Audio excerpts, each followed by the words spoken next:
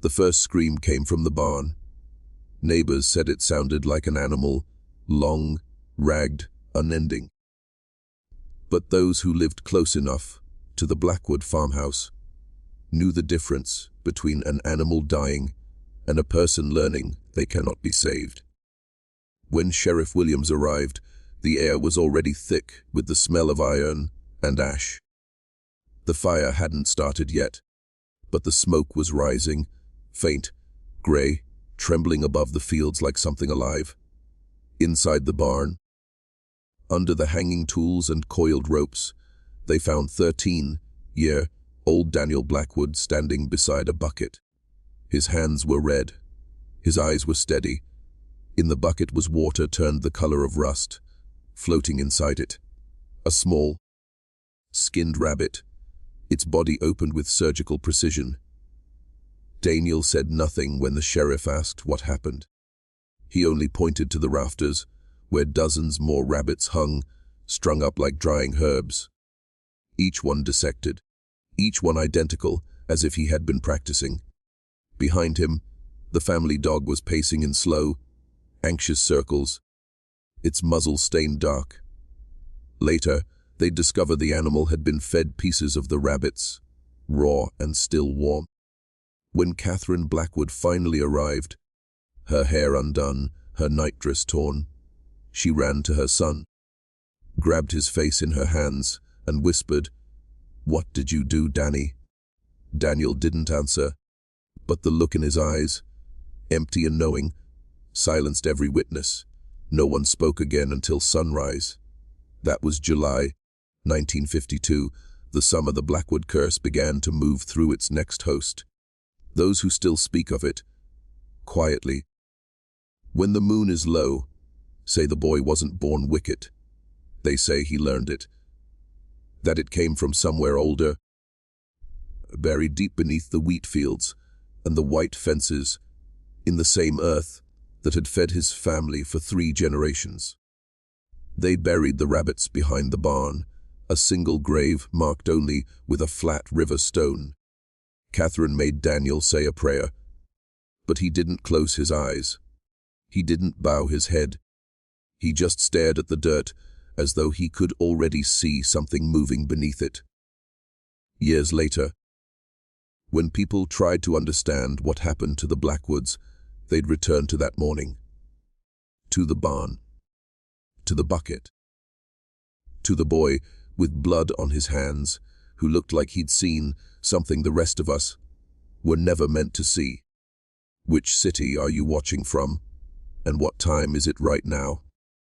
The house stood alone on Maple Ridge Road, surrounded by miles of silent farmland. The nearest neighbor was half a mile away, and at night, when the wind crossed the wheat, it carried voices that weren't supposed to be there. Soft, overlapping whispers that seemed to seep from the soil itself. The Blackwood farmhouse had been built in 1891, long before electricity came to Chester County. Its walls still held the bones of that era. Horsehair plaster, oak beams blackened by decades of lamplight, and cellar stones taken from the foundations of a much older settlement, one whose name had long been erased from maps. Beneath the floorboards, buried under layers of dust, there were marks, circular symbols carved by a hand uncertain but deliberate. No one knew who had made them. Not even Robert Blackwood, Daniel's father, who liked to boast that he'd restored the house with his own 2 hands. From the outside, the Blackwoods looked like a perfect family. Robert owned the local grain mill. Catherine, his wife, played the organ at the Methodist church every Sunday. Their 4 children, Emily, Daniel, Michael, and baby Grace, were dressed clean, polite, silent. People said they represented the best of rural America. But the land remembered differently.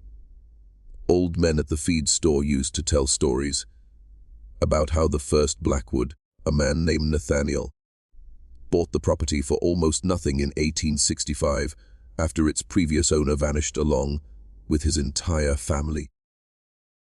They said Nathaniel never tilled the western field, that he refused to let his cattle graze there, and that he forbade his children from playing near the hollow.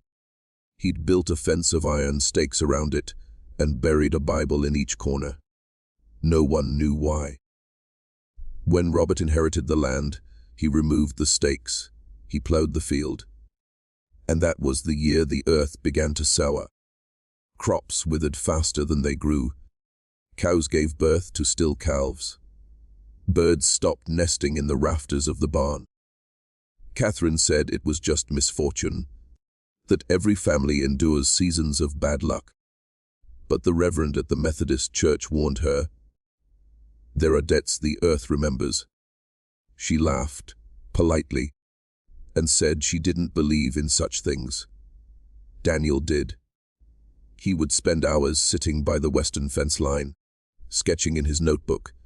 Strange things, figures without eyes, trees growing upside down, houses without doors.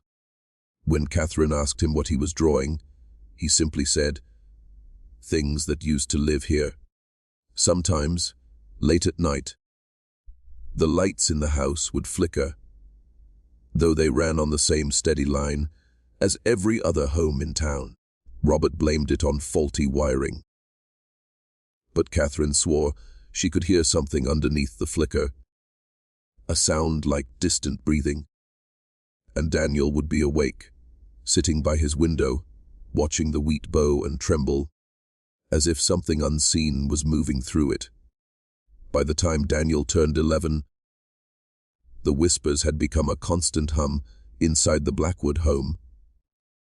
They came through the vents, through the pipes, through the walls that had soaked up too many secrets to stay silent. Catherine stopped sleeping upstairs, choosing instead the parlor sofa, closer to the front door, as if proximity to escape might keep her safe. Robert dismissed her fears with the same cold certainty that defined him. He believed in control, not comfort. When the electricity flickered, he tightened his jaw and said nothing. When the cattle began refusing to drink from the trough, he built a new one, though the water in both turned the same pale gray.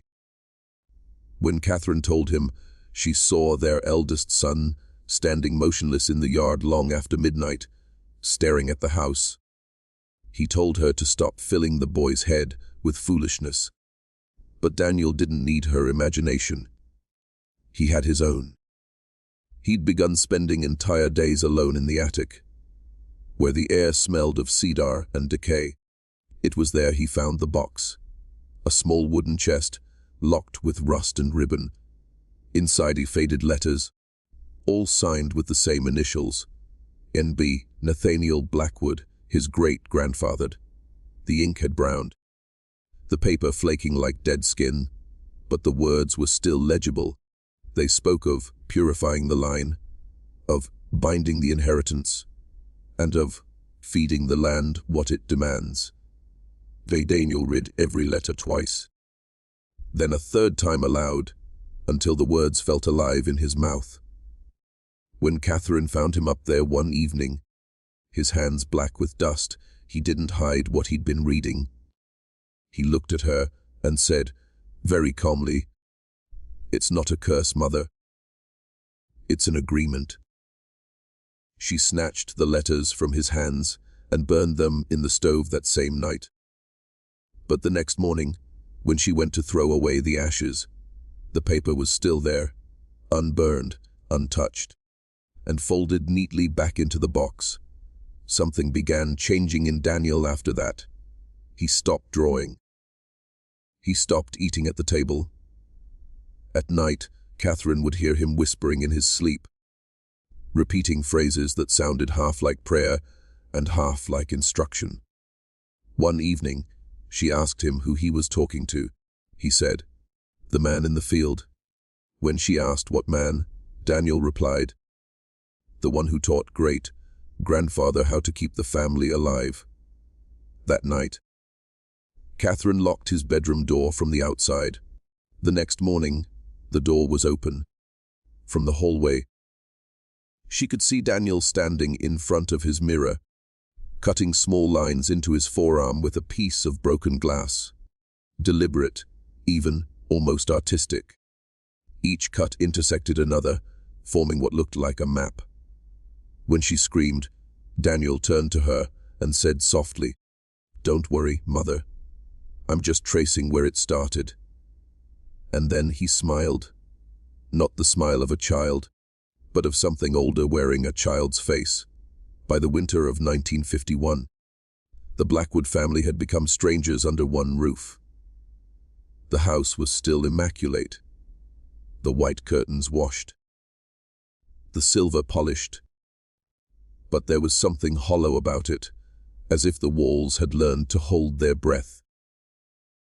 Catherine moved like a ghost through the rooms, performing the rituals of motherhood without conviction.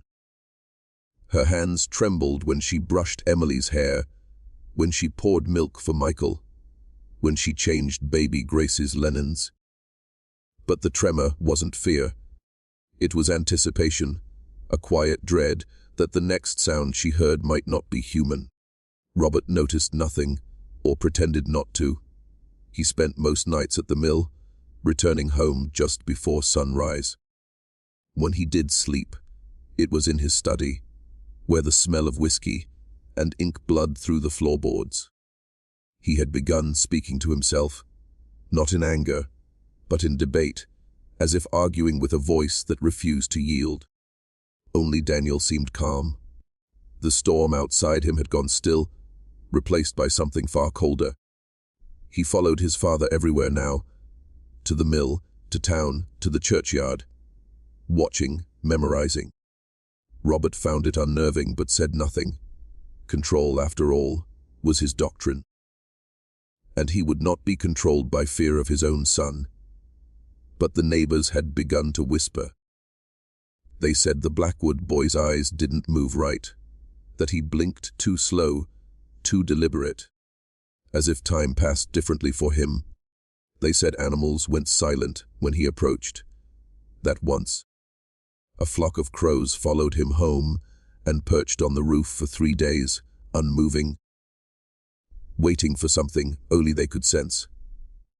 Catherine tried to send Daniel to stay with her sister in Harrisburg, but Robert refused. "No son of mine runs from family," he said. "Whatever's in him came from me. I'll fix it." That night, as snow fell against the windows, Catherine dreamt she was standing in the western field again. The iron stakes her husband had removed were back in the ground, gleaming through the frost. Something beneath the soil was shifting, pressing upward, straining to breathe. She woke to the sound of whispering, not from Daniel's room this time, but from the nursery. When she entered, baby Grace was awake, eyes open wide, staring at something behind her. Catherine turned and saw Daniel standing in the corner, motionless, his shadow spilling across the crib. "What are you doing here?" she whispered. He didn't answer. He stepped forward, knelt beside the crib, and said, almost lovingly, "She listens better than you do." The baby cooed softly. Daniel smiled. Then he rose, brushed past his mother, and left the room without another word. Later that morning, Catherine found small handprints on the inside of the nursery window. They were too small to be Daniel's, too perfectly shaped, too pressed into the glass from the outside. And when she looked beyond the window, toward the frost-covered field, she saw them. Faint impressions in the snow, tiny footprints, leading away from the house, vanishing into the hollow. For 3 nights, Catherine did not sleep. She sat in the kitchen with a lantern burning low, her Bible open but unread. The house seemed to breathe with her, its beams creaking in rhythm, its pipes sighing like lungs. She had stopped asking herself what was wrong. There was no longer a question, only a waiting. On the 4th night, the sound returned, not whispers this time, humming, soft rhythmic, like a lullaby remembered from childhood, but sung backward. It came from the direction of the barn. She called for Robert, but the house gave no answer. His boots were gone from beside the door, and Daniel was gone too. Catherine wrapped herself in her shawl and stepped out into the snow. The wind sliced through her like glass, but the hum grew clearer as she walked, weaving between the bare trees toward the barn. The doors stood open, swaying slightly. A light flickered inside. Not the yellow of lantern flame, but a pale, unnatural white that pulsed like breath. When she stepped closer, she saw them. Robert stood in the center of the barn, his hands trembling, his face wet with sweat despite the cold. Around him, drawn into the dirt with something dark and thick, was a circle marked with the same symbols Catherine had once seen under the floorboards. The same pattern Daniel had cut into his arm, and Daniel stood opposite him, holding a rusted metal bowl filled with blood that wasn't his. "Robert," she whispered. "What are you doing?" Robert didn't answer. His lips moved, but no sound came out. Daniel turned to her slowly, his eyes reflecting the strange light like glass. "He's remembering," the boy said. "He forgot what he promised." "What promise?" she asked. Daniel smiled faintly. "That we would never die out. That our blood would never leave the soil." The wind roared outside, slamming the barn doors shut behind her. The light flared brighter, swallowing the walls, and she could smell it now. The copper tang of blood, the sweetness of rot, the scent of something ancient being awakened. Robert screamed then, a sound that split the air and stopped suddenly, like breath cut short. When Catherine's eyes adjusted, she saw him on his knees. Robert was on his knees, trembling, his face lifted toward the rafters as though something unseen hovered just above him. His mouth hung open, but no sound emerged, only a slow trickle of blackness leaking from his lips. It wasn't blood. It was thicker, older. It looked like the earth itself had found a way inside him. Daniel stood motionless before his father, the rusted bowl still in his hands. The humming had stopped. All that remained was the low groan of the wind, pressing against the walls as though it wanted in. Catherine stepped forward, her breath trembling in the frozen air. "Daniel," she whispered. "Please, whatever this is, stop." He turned to her, calm and deliberate. "It's not me, Mother," he said. "It's him. He's waking up." The floorboards beneath Robert began to shake. The circle drawn in blood shimmered faintly, as though the symbols were alive. The air grew thick with the smell of wet soil, and something beneath the dirt began to move. "Get away from there!" Catherine screamed, rushing forward. But the moment her foot crossed the circle, every light in the barn died. Darkness swallowed her whole. She felt something wrap around her ankle, not a hand, not a rope, but something rooted, alive, pulling her down with the cold weight of the earth. She fell, clawing at the ground, her fingers raking through the dirt until she felt something. Bone. A jawbone. Human. When the light flickered back to life, she saw Robert's body lying still inside the circle. His chest wasn't moving. His eyes were open, staring at the rafters, glassy and fixed. Daniel knelt beside him and pressed 2 fingers to his father's neck. Then he whispered, almost reverently, "He's part of it now." Catherine screamed his name, but the sound barely left her throat before he turned to her again. There was no cruelty in his face, only conviction. "It needs us, Mother. It's what keeps the family alive. It's what kept him alive. Great-grandfather, Nathaniel, all of them."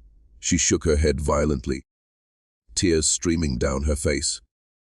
"You don't understand what you're saying." but Daniel only smiled faintly, as if she were a child refusing to see what was obvious. Hell wake again, and we'll be one blood. No more dying.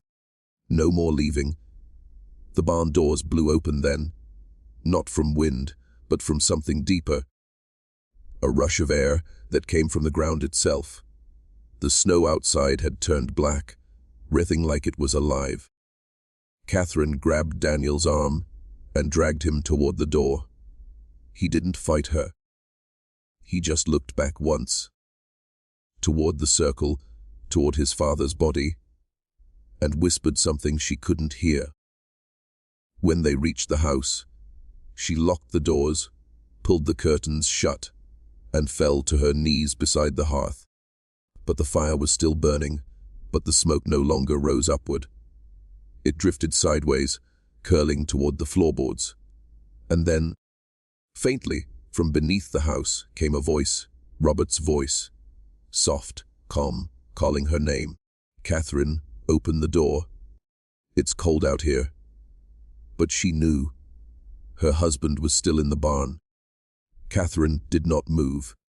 Her hands clutched the floor, her nails digging into the wood until splinters pierced her skin. The voice came again, smooth, measured, familiar. The way Robert used to sound when he'd come home late. When the mill had worn him down, but he still tried to sound gentle. Catherine, it whispered from beneath the floorboards. Let me in. The fire dimmed, though the wood did not burn out.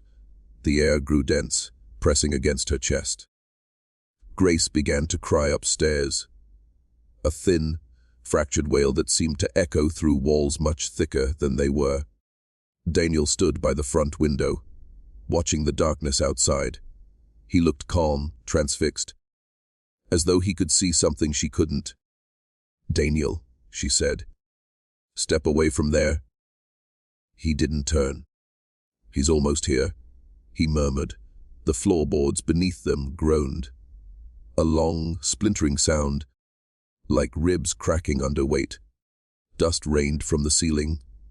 Catherine stumbled backward, staring as a dark shape began to rise from the slats. Slow, deliberate, human in outline, but wrong in every detail. It wasn't Robert. It was something wearing him. His clothes were the same. His hair, even the small scar above his eyebrow. But the eyes, they were hollow, like burnt wood, and the skin around them was gray, stretched too tight. When he smiled, his teeth looked wet, as if they'd only just been grown. Catherine, the thing said again, and the voice was almost perfect. Only now layered, as though others spoke beneath it. You shouldn't have left me in the cold. Daniel turned, his expression calm, almost proud. See, Mother, he's come back. The land remembers. The thing in Robert's form tilted its head. The boy understands. He listens. Catherine backed away until she hit the wall. You're not him, she said. The thing smiled wider. We are all him now. It took a step forward, and the air turned heavy. The smell of wet dirt. The stench of something unearthed too early.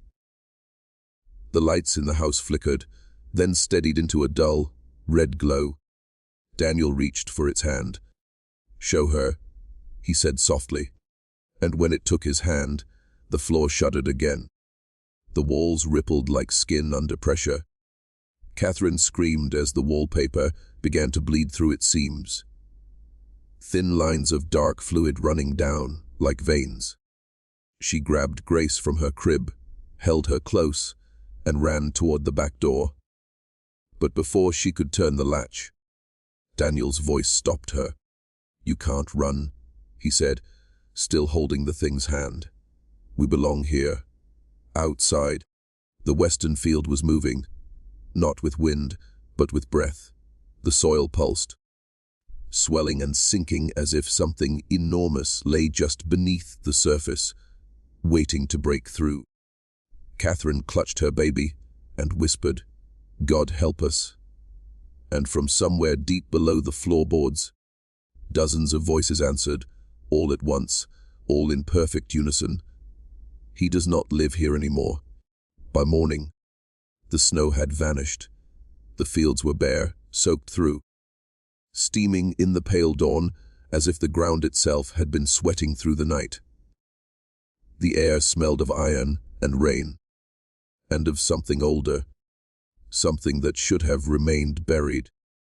Catherine sat in the kitchen with Grace clutched to her chest.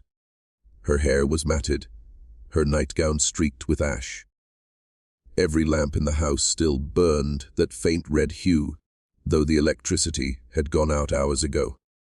It wasn't light. It was residue. Daniel sat across from her, his face calm, hands folded neatly on the table like a child at Sunday breakfast. He hadn't slept. He hadn't even blinked. There was dirt under his nails, and a faint red mark around his neck, shaped like a hand. "You saw it," he said finally, his voice barely above a whisper. "No, you know."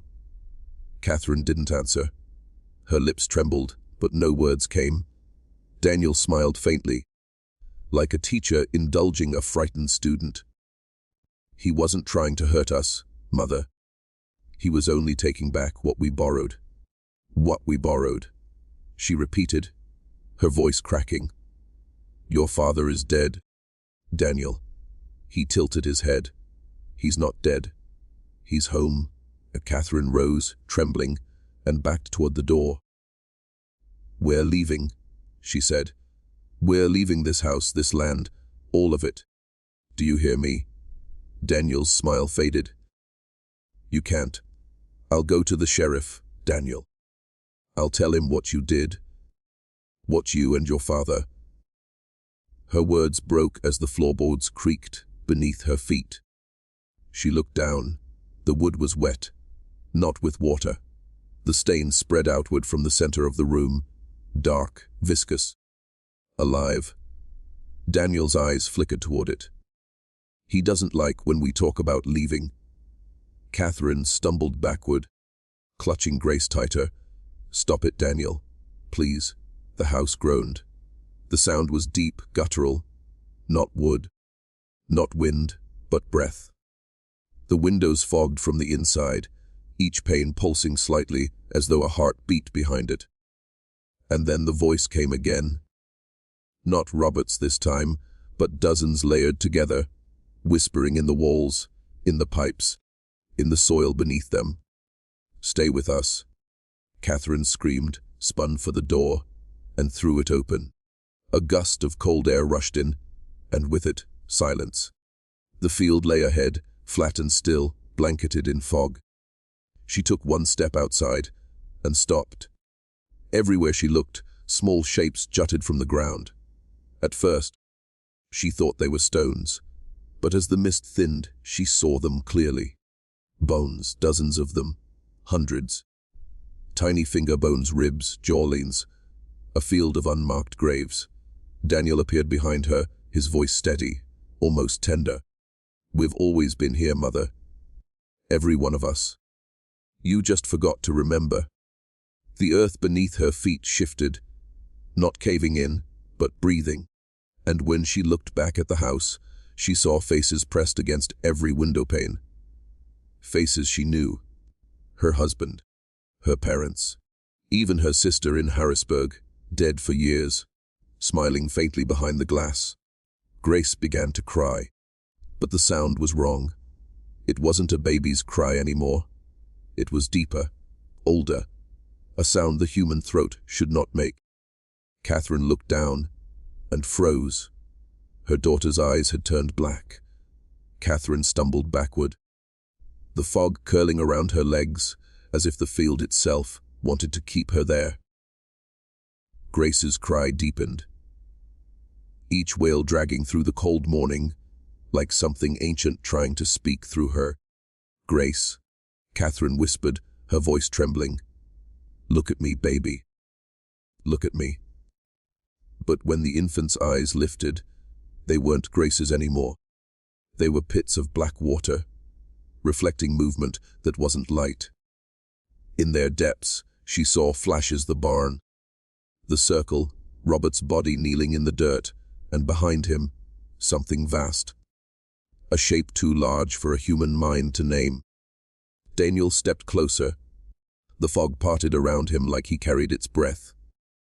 "She's part of it now," he said softly. "She's the new root." Catherine clutched her child tighter, backing toward the fence line. "Stay away from us." But Daniel didn't move to follow. He only smiled, as if he'd already won. "You can't take her off this land. You know that, don't you? She's soil now." Catherine turned and ran. Her feet slipped in the wet dirt, catching on roots that hadn't been there moments ago. The air grew heavier the farther she fled, each breath scraping against her ribs. The house behind her loomed through the fog, growing smaller, then larger again, as if distance itself had begun to break. She didn't look back until she heard the whispers return. Dozens, hundreds, all murmuring one name. Not hers. Grace's. When she reached the tree line, she fell to her knees, clutching her daughter to her chest. "Please," she prayed. "Please, don't take her." And for a moment, the world went still. The fog lifted. The air warmed. Grace went quiet. Catherine dared to look down. The child was smiling, but the smile wasn't hers. It was Robert's. A shadow passed over them then, not cast by clouds, but by something vast moving beneath the surface of the field. The ground rippled outward, the fence posts trembling, the house seeming to lean slightly, as if bowing to what slept below. Daniel's voice carried faintly through the wind. "You can't kill what's part of you, Mother." The soil split open along the western field. For the first time, Catherine saw what the Blackwoods had buried for generations. Not a grave, not a secret, but a mouth. Wide earthen, breathing. The bones she'd seen were its teeth. And in that breathless instant, she understood. They hadn't inherited a curse. They had been grown from it. Catherine clutched Grace tighter and ran into the trees, the whispers chasing her until her lungs burned and her vision blurred. She didn't stop, not when her feet bled, not when Grace began to hum that backward lullaby in her arms. When she finally reached the main road, dawn had broken completely. The fog was gone. The world looked normal again. But as she collapsed beside the ditch, holding her daughter close, she saw something impossible. On the horizon, where the Blackwood house once stood, there were two, identical, perfect, standing side by side. And between them, Daniel watched her go, his face calm, his eyes reflecting nothing but the soil's slow pulse. Catherine did not remember how long she ran, only that the trees never ended. Each one looked the same, tall, skeletal, stripped of life. Time folded there, the forest looping upon itself, until the light bled gray and direction lost its meaning. Grace had stopped humming. She was awake now, silent in her mother's arms, her black eyes unblinking, her skin cold as stone. The child did not cry. She did not breathe in the way children should. Yet Catherine held her tighter, whispering prayers that dissolved into the air before they left her lips. By dusk, she found the road again. Empty, endless. A thin line of cracked asphalt vanishing into fog. She followed it until her knees gave out, and she fell against a mile marker, its numbers long worn away, its base wrapped in weeds. A truck passed sometime after midnight. The driver swore, slammed his brakes, and found her there, barefoot, shivering, her nightgown stiff with blood and dirt. When he asked what happened, she looked at him with hollow eyes and said only, "The ground remembers." The police report filed that night described her as incoherent. The child she claimed to carry was never found. Weeks later, when authorities searched the Blackwood property, They found no house, only the faint outline of a foundation, half buried beneath new growth. The barn was gone. The well had collapsed, but the soil, freshly turned and damp, showed hundreds of footprints, some large, some impossibly small, circling the land like a ritual. Daniel Blackwood was never located. Neither was the body of his father. Years passed. The property changed hands. A new family built a home there in 1967, a modest farmhouse of pale siding and fresh lumber. Within months, their crops began to fail. The youngest daughter complained of people under the floor. Their dog refused to go near the western field.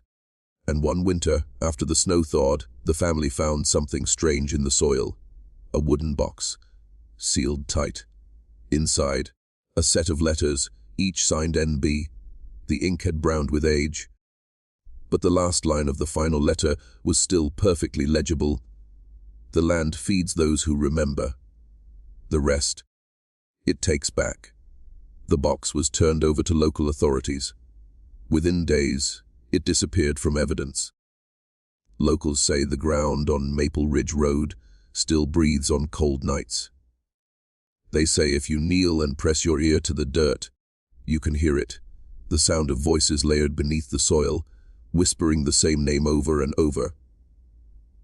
Grace, Grace, and sometimes, when the fog rolls thick across the valley, a second house appears beside the first, just for a moment, perfectly identical, waiting for the next family to forget. The Blackwood bloodline never ended. It simply went underground.